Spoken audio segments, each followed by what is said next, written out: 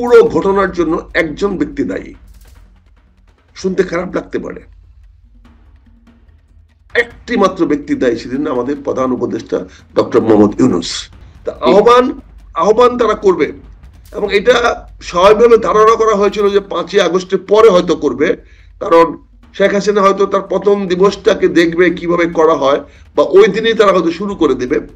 আগুন জ্বলছে, আগুন হয়তো সারা বাংলাদেশে ছড়ায় যেতে পারে। ধন্যবাদ আপনাকে পান্না ভাই, ধন্যবাদ আপনার অগণিত দর্শক শ্রোতাদেরকে, সবাইকে জানাই শুভেচ্ছা, সালাম, আসসালামু আলাইকুম। আসলে এটা আমার কোনো অ্যাজাম্পশন না, প্রিজাম্পশন না, এটা হলো বাস্তবতা। আপনি যখন একটি রাষ্ট্র ক্ষমতায় এসে আপনি সবার সঙ্গে সমব্যবহার করবেন না, আপনার অপরাধীও যদি হয় তার প্রতিও কতগুলো দায়িত্ব আপনার আছে। ফাঁসির আসামিকেও আপনি তাকে সম্মান দিয়ে ফাঁসি দিতে হবে, কিন্তু আপনি যখন একটা বৈষম্য বিরোধী আন্দোলনে এসে একটা সরকার বৈষম্য চালিয়ে যাবেন এবং সবার প্রতি সমব্যবহার করবেন না, তখন স্বাভাবিকভাবে যে অংশটাকে আপনি অপব্যবহার করবেন, যাদের প্রতি দুর্ব্যবহার করবেন, খারাপ ব্যবহার করবেন, তারা আস্তে আস্তে শক্তিশালী হওয়ার চেষ্টা করবে।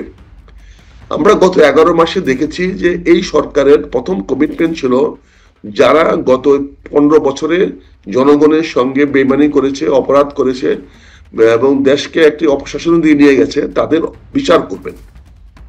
কিন্তু দুর্ভাগ্যজনক হলো সত্য এবং অত্যন্ত নিন্দনীয় যে গত 11 মাসে আপনি একটি বিচারও সম্পন্ন করতে পারেন নাই। আপনি সেখানে একটা আদালত গঠন করেছেন, কি আদালত, আন্তর্জাতিক অপরাধ ট্রাইব্যুনাল করেছেন। সেখানে আপনি একজন অযোগ্য ব্যক্তিকে, একটা ক্ষুদ্র দলের ব্যক্তিকে আপনি চিফ প্রসিকিউটর করে দিয়েছেন। সেই ব্যক্তিটি সবসময় সে এক পর্যন্ত একটা বিচার ব্যবস্থা করতে পারে নাই, সে বিভিন্নভাবে বিচারকে প্রলম্বিত করার চেষ্টা করছে এবং বিচারের নামে এমন কিছু তথ্য উপাত্ত তুলে ধরা হচ্ছে যেটা বিচারকে বিতর্কিত করে ফেলতেছে। কাজে আমি এই সমস্ত দেখে আমার ধারণা হয়েছিল যে এই সরকার দেশটা সুষ্ঠুভাবে পরিচালনা করতে পারবে না এবং পারছে না। তাই মনে হচ্ছিল যে হয়তো সে যাদের বিরুদ্ধে সরকার আটঘাট বেঁধে লেগেছে, যাদেরকে প্রতিক্ষোভ বানিয়েছে আওয়ামী লীগ তার অস্তিত্বের কারণে জানান দিতে বাধ্য হবে। আওয়ামী লীগ তো আত্মহত্যা করে নাই। আওয়ামী লীগ, আমি বলেছি, স্পষ্ট ভাষায় বলেছি, শেখ হাসিনা পলায়ন করে নাই। শেষ বিমান বাহিনী হেলিকপ্টার ডেকে এনে সশস্ত্র বাহিনীর প্রহরায় সে হেলিকপ্টারে করে বাংলাদেশ থেকে ভারতে স্থানান্তর হয়েছে। স্থানান্তর শব্দটি সম্প্রতি আপনারা গত 16 তারিখে ব্যবহার করেছেন, যে এনসিপির নেতৃবৃন্দদেরকে আপনারা সেনাবাহিনীর এপিসিতে করে তাদেরকে খুলনা স্থানান্তর করেছেন। এখানে তো অনেকে বলছে পালিয়ে গেছে, কথাটা তো আসছে না, পালিয়ে গেছে কথাটা তো আসছে না, তারা স্থানান্তর করেছেন। তাহলে শেখ হাসিনার বেলায় তো কথাটা স্থানান্তর, সেটাও তো স্থানান্তর করেছেন হেলিকপ্টারে করে, বিমান বাহিনী হেলিকপ্টারে করে আপনি তাকে দিল্লিতে স্থানান্তর করেছেন। স্থানান্তর করেছেন, আবার ফিরে আসবে, এটা তো স্বাভাবিক।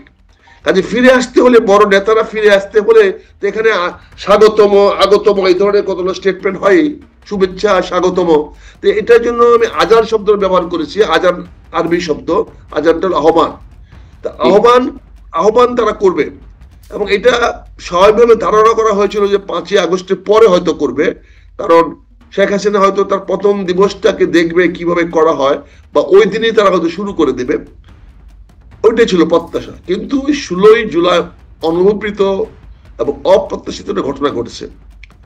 যদিও ঘটনার জন্য প্রাথমিকভাবে আওয়ামী লীগ নিজে দায়ী, কারণ আওয়ামী লীগের উচিত হয় নাই এই পরিস্থিতিতে, যাদের বিরুদ্ধে সবচেয়ে বড় অভিযোগ হলো যে তারা পরমাণু সহিষ্ণু না, তারা অন্যকে কথা বলতে দেয় না, সভা করতে দেয় না। গত 15 বছর বিএনপি কে সহ কোন রাজনৈতিক দলগুলোকেই তাদের অনুমতির বাইরে কোনো সভা করতে দেয় নাই। এই একটা অপবাদ নিয়েই কিন্তু সাবেক প্রয়াত প্রধানমন্ত্রী শেখ হাসিনাকে পদত্যাগ করতে হয়েছে বা ক্ষমতা থেকে চলে যেতে হয়েছে। তাহলে এখন গোপালগঞ্জে একটা জনসভা ডেকেছে, যেই ডাকুক, সেটা বাধা দেওয়ার কি আছে? বাধা দেওয়াটা ঠিক হয় নাই। এখন এই ছেলেরা এই ক্ষোভটাকে রাজনৈতিকভাবে মোকাবেলা করতে পারে নাই। এই বিষয়টাকে রাজনীতি মোকাবেলা না করে তারা সেখানে গিয়ে মিটিং এ একটা মঞ্চে সেনাবাহিনী এবং পুলিশের ছত্রছায়া তারা মঞ্চে আরোহণ করেছে।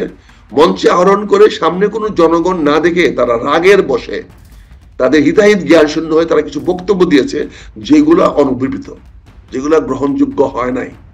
যেমন তারা বলেছে গোপালগঞ্জে তারা আবার আসবে, এর বদলা তারা নিবে। তারা সেখানে বলছে মুজিববাদ মুর্দাবাদ। এটা মুজিবের বাড়িতে দাঁড়িয়ে, গোপালগঞ্জে মাটি দাঁড়িয়ে মুর্দাবাদ করবে, আর তাদেরকে যে মুর্দাবাদ করে দেওয়া হয় নাই, এটাই তো তাদের ভাগ্য, চরম ভাগ্য। এবং আমি গোপালগঞ্জবাসীকে যে অভিনন্দন জানাই, ধন্যবাদ জানাই। প্রাথমিকভাবে আওয়ামী লীগকে যেমন দোষারোপ করছি, তারা কাজটা ঠিক করে নাই, ঠিক একইভাবে বা তার ডাবল সুরে বলছি, গোপালগঞ্জের বাসী বাংলাদেশের জনগণের ইজ্জত রেখেছে, সম্মান রেখেছে, এই দেশের বিপ্লবী মানুষের ধারাবাহিকতা অব্যাহত রেখেছে। বাংলাদেশের মাটিতে বসে একটা জেলাবাসীকে থ্রেট করা হবে, জেলার মানুষকে দেখে নেওয়া হবে, তাদেরকে সবাই আওয়ামী লীগ বিএনপি আওয়ামী লীগ বানিয়ে ফেলবে, এটা মেনে নেয় না যা গোপালগঞ্জবাসী, যেটা আমি তাদের অভিনন্দন জানাই। তারা সঠিক কাজটি করেছে, এবং তারা যে ধৈর্য ধরে তাদেরকে যে শেষ করে দেয় না, এটাও আল্লাহকে শুকরিয়া, আরো বড় কিছু হয়ে যেতে পারতো। তবে গোপালগঞ্জবাসী যে কাজটা করেছে অভিনন্দনযোগ্য, এবং কাজটি ভালো করেছে বলে আজকে লাগাতার হরতাল হচ্ছে, লাগাতার কারফিউ দেওয়া হচ্ছে। লাগাতার কারফিউ দেওয়ার মানে হলো যে জনগণ ফুঁসে উঠেছে, জনগণকে দমন করা যাচ্ছে না, জনগণ সামনে এগিয়ে আসছে। কোন বিচ্ছিন্ন গোষ্ঠী, আওয়ামী লীগ বা কোন রাজনৈতিক দলের বিরুদ্ধে কোনো কারফিউ হয় না। কারফিউ হয় যখন জনগণ বেরিয়ে আসে, যখন জনগণ ব্যাপক হারে বেরিয়ে আসে, তখন এটা কারফিউ হয়।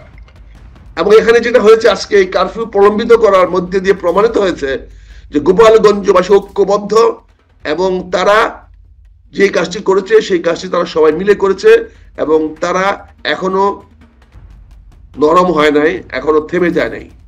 আগুন জ্বলছে, আগুন হয়তো সারা বাংলাদেশে ছড়ায় যেতে পারে। তারপরে যে সমস্ত বক্তব্য দেওয়া হয়েছে, বক্তব্য গ্রহণযোগ্য নয়।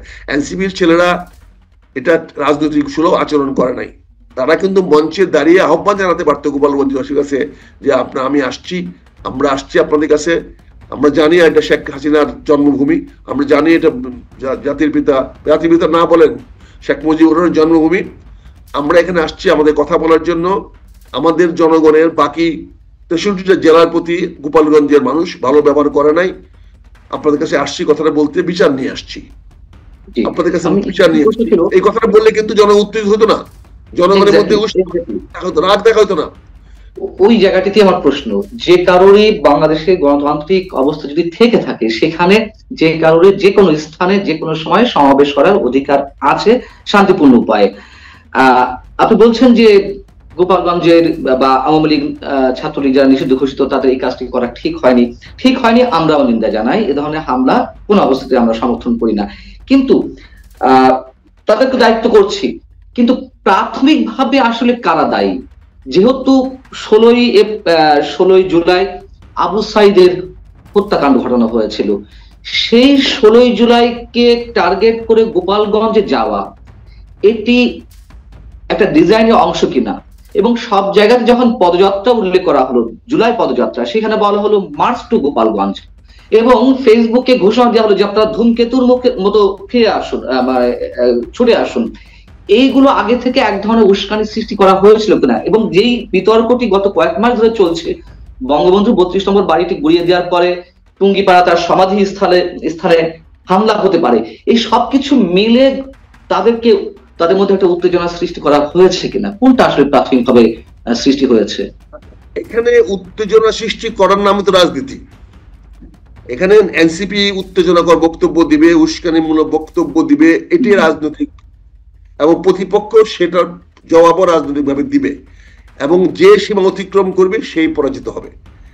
এখানে যদি এই বক্তব্যের উস্কানিতে যদি গোপালগঞ্জবাসী পা না দিত, তাহলে গোপালগঞ্জবাসী জ্বলে ওঠার সুযোগ হতো না।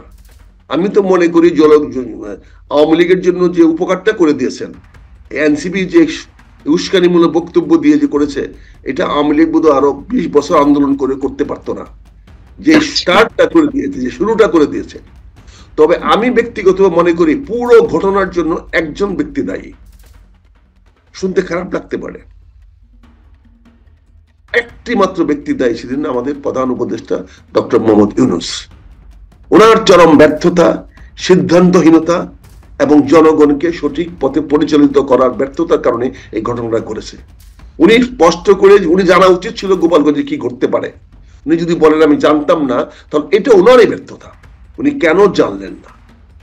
আর উনি যদি জেনে থাকেন তাহলে এই ছাত্রদেরকে কেন নিরাপত্তা না দিয়ে, নিরাপত্তা নিশ্চিত না করে সেখানে পাঠিয়ে দিলেন? যদি আজকে কারো উপরে যদি আঘাত হইতো, যদি একটা ছেলে মারা যেত, আজকে বাংলাদেশটা কিভাবে সামলাতেন আপনি? আজকে নাহিদ, হাসনাত, সার্জিস, আক্তার বা এদের যে কোনো একটা মেয়ে বা ছেলের গায়ে যদি হাত পড়তো বা তারা যদি আহত বা নিহত হইতো, তাহলে আজকে বাংলাদেশটাকে আপনি কিভাবে সামলাতেন? তাহলে আপনি বাংলাদেশটাকে চরম বিশৃঙ্খল অবস্থায় সৃষ্টি করার জন্য নিয়ে যাচ্ছেন। এই ব্যর্থতার দায় দায়িত্ব কি ডক্টর ইউনূস সাহেবের বর্তায় না? আমরা আজকে বা গতকালকে দেখেছি সেনাবাহিনী একটা আইএসপিআর একটা বিবৃতি দিয়েছে। সেখানে তারা বলেছে যে আত্মরক্ষার বল প্রয়োগে বাধ্য হয় সেনাবাহিনী। এটা গ্রহণযোগ্য বক্তব্য নয়। সেনাবাহিনীর কাছে বক্তব্যটা গ্রহণযোগ্য নয়। সেনাবাহিনী কখনোই বল প্রয়োগে বাধ্য হয় না। সেনাবাহিনী সেলফ যে বল প্রয়োগকারী। সেনাবাহিনীকে তৈরি করা হয় প্রতিপক্ষের বিরুদ্ধে বল প্রয়োগ করে জয়লাভ করবে। সেনাবাহিনীকে তৈরি করা হয় অন্যের উপরে আঘাত করার জন্য, নিজে আঘাত থেকে বাঁচার জন্য না। কারণ সেনাবাহিনীর উপরে আগে গুলি করার ক্ষমতা যদি কেউ রাখে তাহলে আগেই মেরে ফেলবে, তাহলে ও আর কি বল প্রয়োগ করবে? সেনাবাহিনী আত্মরক্ষায় গুলি করে, তার মানে তাকে তো আগেই গুলি করে মেরে ফেলছে, তাহলে সে আত্মরক্ষা করবে কেমনে? কাজে সেনাবাহিনীর বক্তব্য গ্রহণযোগ্য না। সেনাবাহিনী হলো আমাদের একটি চৌকস বাহিনী, যাকে রাখা হয়েছে জীবন দিয়ে হলেও দেশ, জাতি এবং জনগণের রক্ষা করবে। সে আত্মরক্ষা গুলি করে না, সে রক্ষা গুলি করে তার আইন প্রয়োগ করার জন্য। সে হত্যা করে যারাই আইন প্রয়োগ করতে বাধা দেয় তাদের হত্যা কোনো অনিয়ম না। আর আরেকটি কথা আমি এখানে মনে করে দিই সবাইকে, সেনাবাহিনী সবাই মনে করেছে গুলি করার অধিকার সেনাবাহিনীর, অস্ত্র আছে, বন্দুক আছে, কামান আছে, মিসাইল আছে, কিন্তু গুলি করার ক্ষমতা নাই, ছোড়ার ক্ষমতা নাই। ছোড়ার ক্ষমতা সরকারের। যুদ্ধ ঘোষণা না হওয়া পর্যন্ত তারা গুলি করতে পারে না। তাহলে সরকারই তো ঘোষণা করেছে অথবা নির্দেশ দিয়েছে। আসিফ মাহমুদ সজীব ভুইয়া পুলিশ বসে আমি একটা কথা একটু শেষ করে দিন, তাহলে কথা বলে আমি আসছি। এখানে সরকারকে দেওয়া আছে, এবং সরকার কে? সরকার নিজেরও যুদ্ধ ঘোষণা করার ক্ষমতা নাই। যুদ্ধ ঘোষণার ক্ষমতা দেওয়া হচ্ছে সংসদকে। আপনি সংসদ যুদ্ধ ঘোষণা করবে, সেইটা প্রকাশ করবে ক্যাবিনেট, এবং প্রধানমন্ত্রী নিজে যুদ্ধ ঘোষণা করতে পারেন না, তাই কোনো ক্ষমতা দেওয়া হয় নাই। কাজে এখানে টিওনোর অধীনে কিন্তু সেনাবাহিনীর ন্যস্ত করা হয়েছে। এই জন্য ম্যাজিস্ট্রেসি ক্ষমতা দেওয়া দরকার পড়েছে, যাতে টিওনোর যখন যেটা বলবে তারা ম্যাজিস্ট্রেসি ক্ষমতা প্রয়োগ করে সেই দায়িত্ব পালন করতে পারে। এবং যদি টিওনোর পর্যায়ে না বড় জেলা পর্যায়ে হয়, তাহলে সেটা ডিসি কে দায়িত্ব দেওয়া হয়েছে। তাহলে এখানে গুলি করতে হলে টিওনোর কে সাহায্য করার একটা আবেদন লাগবে। টিওনো বলতে হবে সেনাবাহিনীকে যে আমার এখানে আইন শৃঙ্খলা রক্ষা করেন, এখানে এই এলাকায় মানুষ উচ্ছৃঙ্খল হয়ে গেছে তাকে করেন। এইটা পলিসি কিনা আইএসপিআর বলে নাই।